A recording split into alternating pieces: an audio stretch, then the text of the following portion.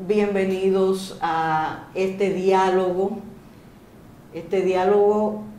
con Lilian Oviedo, y tenemos como invitada hoy a Lourdes Contreras, una feminista, un referente del feminismo dominicano, una feminista de larga data, una profesora de ciencias sociales, experta en temas de género, y precisamente sobre eso vamos a dialogar. Bienvenida, Lourdes. Gracias. Es un honor. Gracias, Lilian. Qué bueno que tienes este espacio ahora. Bueno, vamos a hablar sobre feminismo. Lourdes, hace un tiempo, exactamente 15 años, unas feministas mexicanas hicieron una serie de trabajos, publicaron una serie de trabajos donde llamaban la atención sobre el desarrollo del feminismo en su país entre 1910 y 2010, por aquello de la Revolución Mexicana en 1910, ¿no? Y de los tiempos modernos destacaban el atraso, los obstáculos que habían representado para el feminismo en México la imposición de las políticas neoliberales. O sea, el neoliberalismo fue presentado como un factor de atraso en el avance de las ideas feministas, en el avance del movimiento de mujeres y, naturalmente, en términos prácticos, en las condiciones de vida de las mujeres. Hoy, cuando el neoliberalismo convive, porque no podemos decir que ha sido sustituido, convive con esos elementos que conforman el fascismo, tanto en ideas políticas como en la aplicación de políticas públicas, y que el capitalismo se aferra a él, al fascismo, para continuar existiendo, para preservar el sistema de privilegios. ¿Qué significado tiene eso, a tu juicio? ¿Qué repercusión tiene esa situación general para el avance de las ideas feministas y para los pasos que puedan darse en cuanto al mejoramiento en las condiciones de vida de las mujeres? Vamos a ver. Tú has presentado el cuadro a partir del análisis de una experiencia de 100 años. En un país latinoamericano. Sí, aquí también se hizo un texto, sí, pero otra cosa. Lo que se hizo aquí fue otro tipo de documentación, pero siempre pensando en 100 años de feminismo. Lo que tú estás planteando, Lilian, importa mucho en relación con todo, con las ideas feministas, con las ideas socialistas, con las ideas de cualquier movimiento social. Pero bueno, tratando de ubicarla dentro de la lucha de las mujeres por mejores condiciones de vida y por un posicionamiento menos desigual en cuanto a valoración y en cuanto a reconocimiento frente a los diferentes seres sociales, digamos, hombres y mujeres, esa distancia social, cómo la analizamos en la época actual. Tal como tú decías, el neoliberalismo que se potenció y se desarrolló desde finales del siglo pasado, finales no, desde casi mediados, bueno, Sí. un poco en los 3/4 del siglo pasado, y que tomó cuerpo, se afianzó, tomó expresiones múltiples en este siglo XXI. Ahora, en el 2025, tiene unas particularidades que tendríamos que analizar, pero que esto nos desviaría la conversación, porque el neoliberalismo en la era de Trump, por decirlo de alguna manera, lo que ha significado este 2025, después que Donald Trump toma posesión en los Estados Unidos, las determinadas particularidades del neoliberalismo pues se desdibujan y nos encontramos con retomar aranceles como si fuera la solución, sí. el nuevo tipo de proteccionismo para los Estados Unidos, pero no para los demás países, ¿no? Entonces, esas distancias que las estructuras políticas del concepto de nación ubica a los países, sigue reafirmando la idea de esa jerarquía de los países ricos frente a los países pobres, no importa cómo se llamen, no importa dónde estén en América, estén en África, estén en cualquier parte, pero marcar la diferencia considerando que hay países que tienen el poder, que tienen el derecho a tomar decisiones sobre la vida de los seres humanos donde quiera que vivamos. Y eso hizo que en la época del auge del neoliberalismo, la cuestión de las relaciones de propiedad se mantuvieran, porque esa es la característica del capitalismo en términos generales, ¿verdad? Pero en el modelo neoliberal, teniendo en cuenta que no se trata de un modelo económico, sino de un modelo de dominación. Que incluye lo económico, obviamente, y que se sostiene en lo económico, pero que le trasciende hacia lo cultural, hacia lo social, hacia lo ambiental. Es decir, el modelo neoliberal se va más allá que el control sobre bienes públicos y el avance de la supresión de los bienes públicos en los países, ¿no? Es decir, la eliminación de todo lo que es propiedad del Estado, la eliminación, hacer el Estado más chiquito, hacer el Estado, y que los gobiernos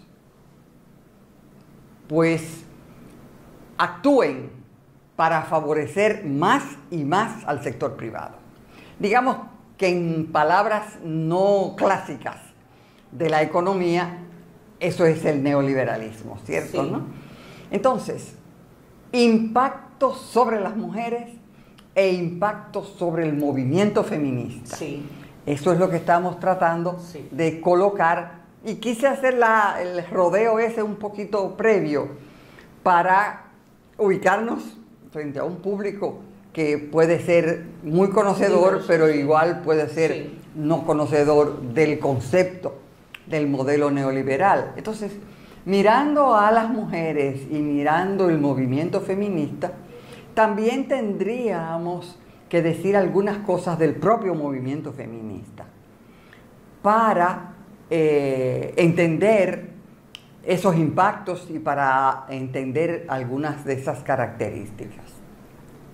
Entonces, vamos a, dicho algunos elementos sobre el modelo neoliberal, vamos a hablar un poquito del feminismo y el movimiento como tal. para luego entonces hacer la conexión, si te parece. Sí, sí. Pero como si te busca otra modalidad. Sí, sí, sí. Entonces, ahora nos vamos a en pocas palabras y palabras sencillas, ir haciendo algunas definiciones. El feminismo, ¿qué es? Es una teoría porque se sostiene en un análisis de la sociedad y tiene una basamenta teórica. Por lo tanto, el feminismo es un movimiento social que se sostiene en una teoría, que se sostiene en una práctica social, que se sostiene en unos sectores de la sociedad y que tiene un determinado activismo. Digamos, esas son características formales de cualquier movimiento social. Me alegra mucho que tú las estés destacando. ¿Por qué? Porque actualmente en los medios de comunicación, ya sean los medios de comunicación tradicionales o las redes sociales, hay muchas desviaciones al momento de presentar el feminismo. Y hay mujeres que se presentan como feministas o que se presentan como luchadoras por la igualdad, por la no discriminación contra la mujer, y dicen, pero yo no soy feminista, porque se está presentando el feminismo como un estigma, como algo sí, que no es lo que realmente es.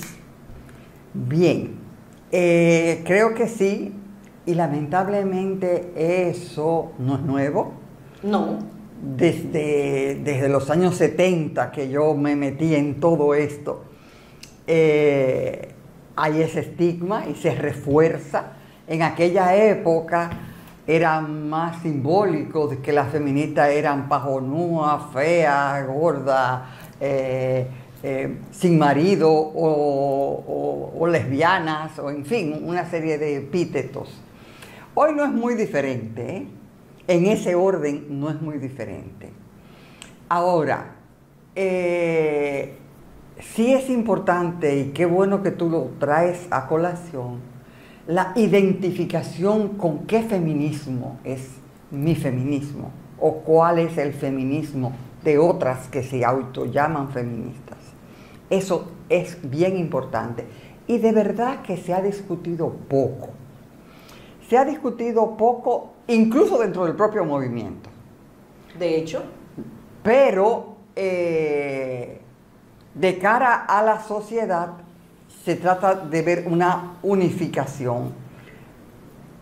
Yo pienso que interesa identificar a las feministas como las mujeres que se rebelan, la sublevación contra todas esas formas de dominación que justo en el modelo neoliberal toman un peso para darle sostén en las relaciones capitalistas de producción y sobreoprimir y sobreexplotar a las mujeres. Yo puedo poner algunos ejemplos que pueden hoy verse como el camino para la superación y no son más que el camino para la autoexplotación o la condena hacia el mantenimiento, no solamente del capitalismo, sino del propio modelo, y te estoy hablando del emprendedurismo, por ejemplo. Sí. Eso no es más que liberar a las empresas de todo tipo de compromiso social. De responsabilidad social. No, tú no tienes seguridad social, tú no tienes esto, manéjatela como puedas. ¿Tienes a quién reclamarle? Exactamente, tú eres tu propia propietaria de tus cosas y qué bueno, mucha gente quisiera eso. No tengo patrón, no tengo jefe, pero tampoco tengo derechos. Tampoco tengo derechos ni frente al sector empresarial, ni frente al Estado. Porque la etapa anterior tampoco fue consciente de que tenía esos derechos y debía ejercerlos. Claro. O debían serme reconocidos. también considerando que hay derechos consagrados y derechos ejercidos, y hay una distancia entre esa consagración y esa capacidad de ejercicio. Es muy evidente. Pero bueno, volviendo a lo específico, quería destacar que el movimiento feminista, que tiene esta teoría, que es la teoría de género, que es la teoría feminista propiamente dicha, y que tiene una estructura organizativa no formalizada necesariamente, pero en algunos casos sí formalizada, y una capacidad de actuar, de incidir, de moverse, de opinar y de crear corrientes de pensamiento y de corrientes de opinión en la sociedad que contribuyan a sus propios objetivos, que no son más que la liberación, la superación de las formas diversas de opresión que tienen como base fundamental las relaciones económicas propias del capitalismo en el modelo neoliberal, pero las relaciones patriarcales de dominación que tienen la historia desde la época del feudalismo y desde antes del feudalismo, para entender que la jerarquía entre lo masculino y lo femenino se mantiene históricamente, independientemente del régimen económico, político y social. Esa manera de pensar que lo masculino es primero, va en primer lugar, tiene capacidad de control sobre la vida, sobre los cuerpos, sobre la salud, sobre la propiedad, sobre todo de las mujeres. En consecuencia, hay una combinación entre capitalismo y patriarcado, que es preciso presentársela a la sociedad para que determine que sus líneas de actuación, y eso va para el feminismo y va para las feministas, no puede ir sesgado, no puede ir solo hacia el patriarcado y las características del patriarcado sin tocar las bases económicas, políticas y sociales del capitalismo y de su expresión en el modelo neoliberal. En consecuencia, analizar todo esto es un tránsito largo, es un tránsito complejo que obliga a pensar cómo actúan y cómo se posicionan las organizaciones de mujeres, las mujeres incluso individualmente, las organizaciones no gubernamentales, las llamadas ONGs, que se estructuran en favor de un u otro movimiento social en cada momento, pero que pueden no ser suficientemente cuestionadoras de ese sistema, ni del capitalismo y del neoliberalismo, ni del propio patriarcado, en tanto se supeditan, se subordinan a esas ideas de la jerarquía, a partir no solamente del género, sino también del color de la piel, de la clase social. De la clase social. Hasta de las condiciones de creencias de tipo religioso, o hasta de la nacionalidad o del ámbito de la geografía nacional, si son urbanas, si son rurales. Es decir, todo ese conjunto de condiciones que permiten pensar que la gente se coloca con una determinada posición puede ya estar cruzada por las necesidades de ese posicionamiento frente a cada una de esas cosas. En consecuencia, analizar el feminismo hoy y dejar de lado los otros componentes no es posible. Dejar de lado la desigualdad en todos los órdenes. Y reiterándola, ratificándola y en algunos casos y en muchos casos reforzando las diferentes formas de desigualdad social en que viven las mujeres, porque un nudo importante que quisiera que quedara como mensaje en una conversación como esta, que de verdad ojalá sea la primera de muchas otras. Bueno, tú sabes que estás invitada para un próximo diálogo. Perfecto. Porque tenemos Porque eso es una agenda que hay que desglosarla ciertamente. Tenemos que llegar a conclusiones, tenemos que analizar, que desglosar sí. esos elementos que tú has mencionado y que son muy importantes. Y que plantearla desde la lucha de las mujeres. Simple y sencillamente. Pudiera ser muy elemental. Muy simplista. Muy simplista. Porque la lucha de las mujeres tiene una interconexión primero con la condición humana.